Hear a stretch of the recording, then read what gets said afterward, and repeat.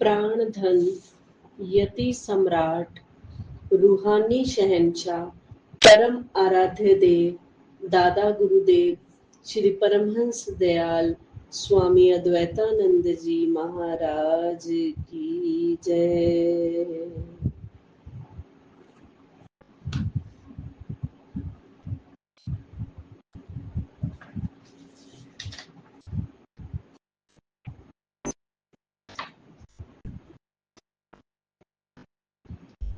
रूहानी शहंशाह, अनंत श्री विभूषित, ब्रह्मनिष्ठ, ब्रह्मश्रोत्रिय श्री 1008 श्री सतगुरुदेव स्वामी स्वरूपानंद जी महाराज की जय।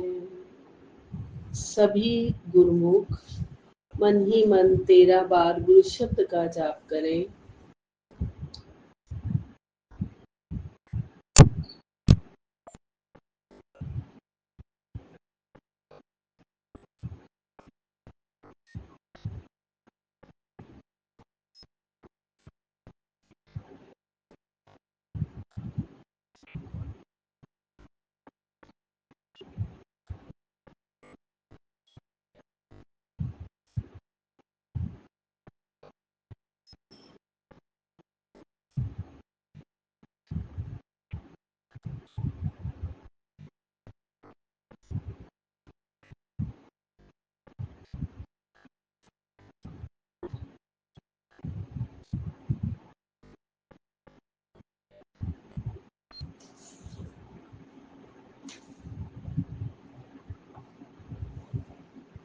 गुरुमुखों, कल हमने श्री दादा गुरुदेव श्री परमहंस दयाल स्वामी अद्वैतानंद जी महाराज जी के जन्म, उनका जन्म स्थान, उनके माता पिता के बारे में जाना, उनका पालन पोषण कहाँ हुआ, उन्होंने वायु में उड़ने की सिद्धि कैसे प्राप्त करी, फिर उन्होंने संन्यास की आकांक्षा परमहंस केदार घाट काशी वाले के सामने कैसे रखी। तो आज हम, जब उन्होंने उनको आज्ञा दी, परमिशन दे दी कि हाँ आप संन्यास ले सकते हैं, उनकी जो पालन पोषण करने वाली जो माता थी, उनके देहांत के बाद कहते हैं कि उनके संस्कार के बाद वो घर ही नहीं गए, सीधा संन्यास देश धारण कर लिया। उसके बाद उन्होंने घोर तपस्या व देशांतरण किया। तत्पश्चात आप तुलुथु पहुंचे, यहाँ से आप अकबरपुर गए। इस स्थान पर वन और पर्वत बहुत है और बहुत सुंदर वातावरण है। यह स्थान आपको बहुत पसंद आया और लगभग 6 वर्ष आप यहीं रहे, परंतु कोई मठ अथवा झोंपड़ी बनाकर नहीं, वरन उसी प्रकार नग्न तथा स्वतंत्र रूप से ही रहे। इस अवधि में आपने मौन धारण कर रखा था।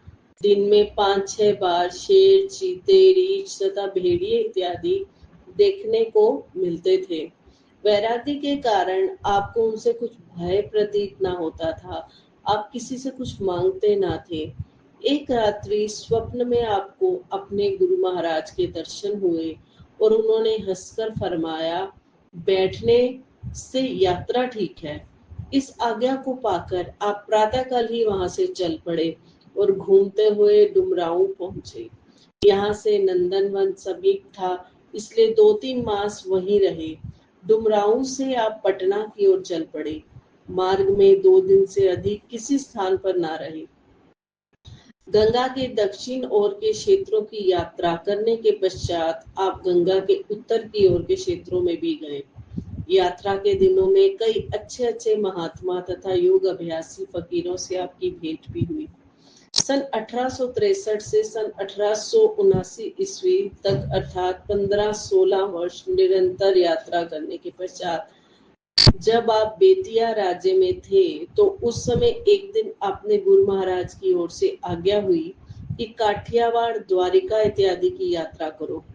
गुरु आज्ञा पाते ही आप अयोध्या जी की ओर चल पड़े। आप मथुरा वृंदावन पहुंचे। यहाँ एक महापुरुष के दर्शन हुए। वे हमसे बड़े प्रेम और नम्रता से मिले और कहने लगे, परमहंस रामयाद, आओ मिलो। उनके मिलते ही आपको अद्भुत शांति और प्रकाश प्रतीत होता था। थोड़ी देर बाद वे महापुरुष दृष्टि से ओझल हो गए। आपने उन्हें बहुत ढूंढा पर उनका कहीं न पता चला।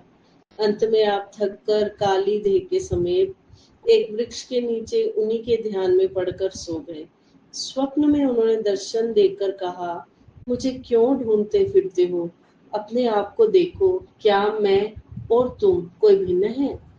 आपने उसी अवस्था में प्रार्थना की, अभी मुझ में स्वयं को देखने की शक्ति नहीं है, इसलिए आप सरीखे महापुरुषों के दर्शन की अभिलाषा है। स्वामी आनंदपुरी जी से भेंट। मथुरा से आप जयपुर गए, वहां श्री जगन्नाथ जी के मंदिर में ठहरे। वहां से आप लाला महावीर प्रसाद जी के घर गए। लाला महावीर प्रसाद आपको दरोगा रामचंद्र जी की हवेली पर ले गए। वहां आपकी भेंट श्री स्वामी आनंदपुरी जी महाराज जी से हुई। उनसे सत्संग वार्तालाप हुआ। भजन अभ्यास के विषय में पूछने पर आपने कहा, मैं इस बात का जिज्ञासु हूँ कि आप जैसे किसी महापुरुष से कुछ सीखूं। श्री स्वामी आनंदपुरी जी महाराज ने आपके साथ बहुत प्रेम व्यवहार किया तथा आपको सामने बिठाकर बड़े ध्यान पूर्वक प्राणायाम तथा उसकी जरब बतलाई। इस कार्यक्रम के पश्चात सभी लोगों में प्रसाद बांटा गया और उन्होंने यह प्रकट कर दिया कि आज से यह हमारे शिष्य हुए। सब लोग बहुत प्रसन्न हुए। इस प्रकार आपको काफी समय जयपुर में रहते हो गया। स्वामी आनंदपुरी जी की आयु जब 90 वर्ष से अधिक हो गई और मृत्यु समय आ पहुंचा तो दारोगा जी और उनके अन्य शिष्यों ने उनसे प्रार्थना की कि आपने किसी को अपना उत्तराधिकारी जानशील नहीं बनाया जिसको आप उनके पश्चात माने। स्वामी आनंदपुरी जी ने आपके विषय में फरमाया, परमहंस राम याद को मानो, और ये शब्द उर्दू में एक कागज पर लिख दी। श्री स्वामी आनंदपुरी जी महाराज के निज धाम सिधारने के बाद दारोगा रामचंद्र जी तथा स्वामी जी के अन्य शिष्यों ने मिलकर आपको विधि पूर्वक गुरुगद्दी पर बिठा दिया। कुछ काल बाद आपने श्री स्वामी आनंदपुरी जी के एक दो प्रमुख शिष्यों के अधीन वहां पर सेवा कार्य लगा दिया और अपना पीछा छुड़ाया। उन लोगों के बार बार कहने पर आपने ये शब्द कहे, हम भजन पूजन तथा भक्ति करने के लिए फकीर हुए हैं। यदि मठ तथा गद्दी पाने की इच्छा होती तो हम अपनी संपत्ति तथा घर का त्याग क्यों कराते। इस प्रकार उन लोगों को आपने समझाया। देखा ना गुरुमुख को, गुरु महाराज जी को किसी मठ या गद्दी की भी अभिलाषा नहीं थी। श्री गुरु महाराज जी जब आनंदपुरी गुरु महाराज जी के शिष्य थे तब उनके साथ उनके जो सहपाठी थे, जैसे व्यास वाले बाबा जी, श्री परमहंस दयाल जी और श्री रामकृष्ण परमहंस जी, ये तीनों एक साथ ही पढ़ रहे थे, उनसे शिक्षा ग्रहण कर रहे थे। तो उस वक्त श्री आनंदपुरी जी महाराज जी ने इनको अपना उत्तराधिकारी बनाया था। जयपुर में विलक्षण लीलाएं। एक बार आप जयपुर में लाला हजारीमल के मकान पर ठहरे हुए थे कि एक फकीर ने आकर आवाज लगाई, मैं भूखा हूँ, कुछ खाना दो। लाला जी का छोटा पुत्र हरबख्श कुछ खाना तथा एक लोटे में पानी लेकर नीचे गया और फकीर को खाना पानी दिया। तब फकीर बोला, यह लोटा भी मुझे दे दो। उस लड़के ने उत्तर दिया, माता पिता की आज्ञा के बिना आपको मैं लोटा नहीं दे सकता। इस प्रकार फकीर बहुत क्रोधित हुआ, यदि भला चाहता है तो लोटा दे दे, नहीं तो भस्म कर दूंगा।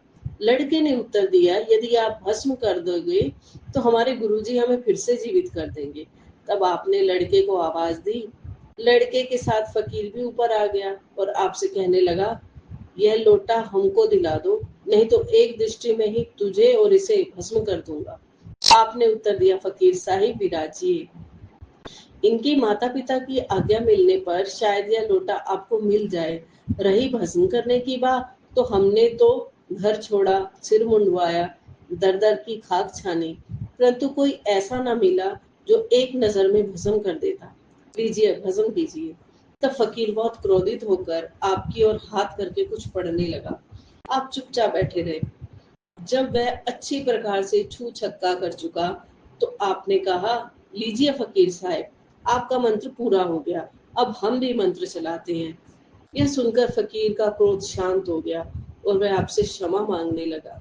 उसकी यह दशा देखकर आपको बड़ी हंसी आई। आपने उसे समझा बुझाकर विदा किया। बोलो श्री परमहंस दयाल जी महाराज की जय।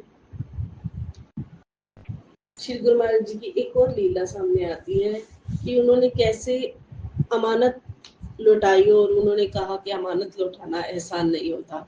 एक दिन एक फकीर सिर पर पगड़ी बांधे और बड़े सुंदर चमक दमक वाले वस्त्र पहने हुए आए। आपने उसे देखते ही कहा, आप और यह वेशभूषा, इधर पधारिए। जब वह निकट आया तो बड़े प्रेम से आपने उसका कोट इत्यादि उतारा और एक रंगीन लंबा चौड़ा चोला पहना दिया।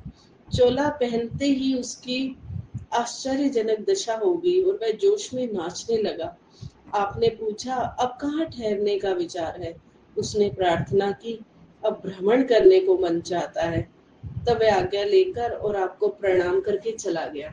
उस साधु की यह दशा देखकर कुछ उपस्थित लोगों ने प्रार्थना की, श्री महाराज जी, आपने इस पर बड़ी दया की है।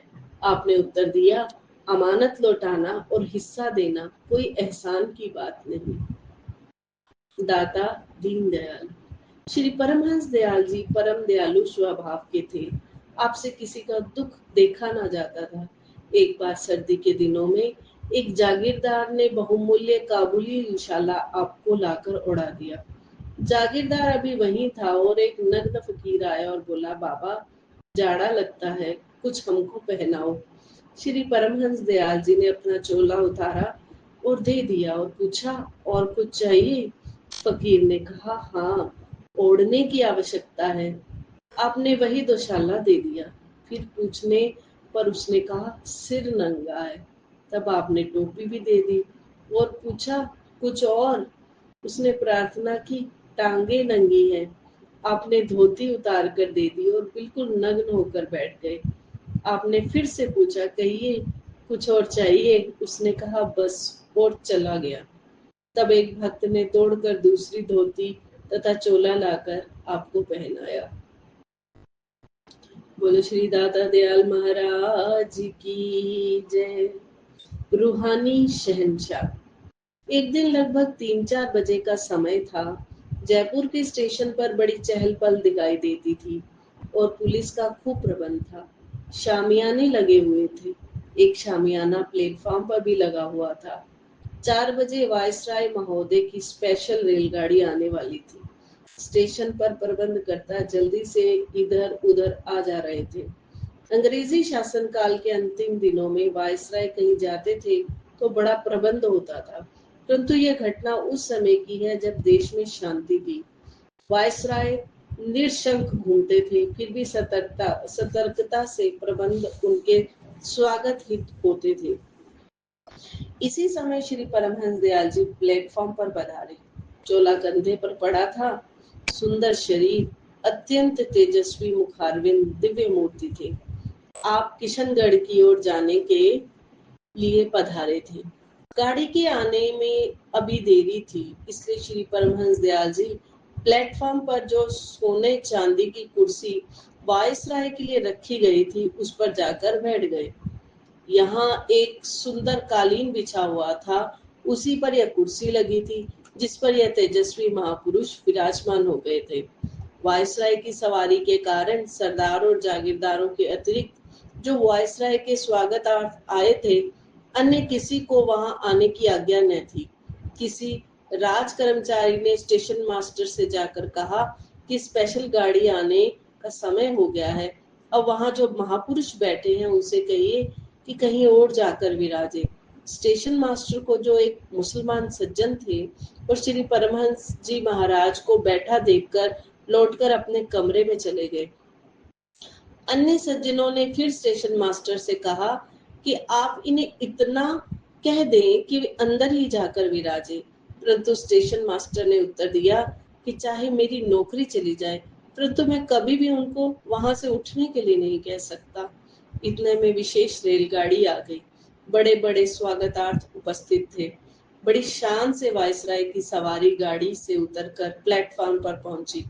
कुर्सी पर विराजे श्री परमहंस दयाल जी का पर वायसराय की नजर पड़ी। उसी समय ही उन्होंने अपना टोप उतारकर सलाम किया और थोड़ी देर के लिए खड़े होकर कुछ सोचा और बोले, यह भी एक बड़ी हस्ती है। पुणे सलाम कर यह कहते हुए चले गए कि यह भी एक बहुत बड़ी हस्ती है। वायसराय के जाने के बाद किशनगढ़ वाली गाड़ी आई तो स्टेशन मास्टर ने जाकर प्रार्थना की, महाराज गाड़ी आ गई। यह सुनकर श्री परमहंस दयाल जी गाड़ी में विराजमान हो गए। बोले श्री सद्गुरुदेव महाराज की जय। समकालीन संतों फकीरों से भेंट। जयपुर में प्रत्यक्ष दर्शनियों से सुनी हुई श्री हजूर की कुछ और लीलाओं का जिक्र यहाँ किया जा रहा है ताकि उनके विहंगम व्यक्तित्व का आभास पाठकों को हो जाए। आपने भगवान राम की तरह वनवास किया व शास्त्रीय मर्यादाओं का पालन किया। श्री कृष्ण की तरह जेल यातना सही। भगवान महावीर की तरह कठोर तप व तितिक्षा को अपनाया। भगवान बुद्ध की तरह सदा सह समाधि में निमग्न रहते थे।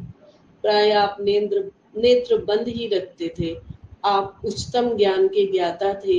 एक बार किसी ने पूछा, हकीकत क्या है? तो आपने फरमाया, हकीकत बड़ी नंगी है, उसको कहा नहीं जा सकता।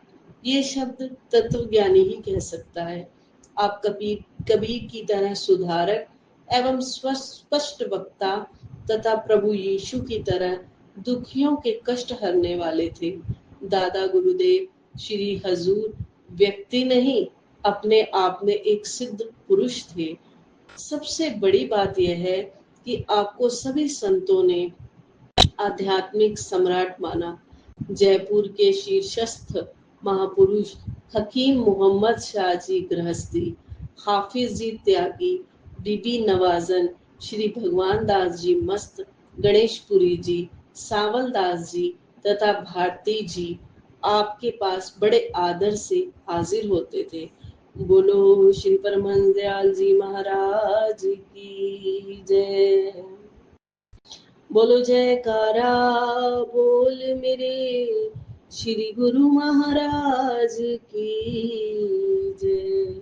बोल साचे दरबार की जय।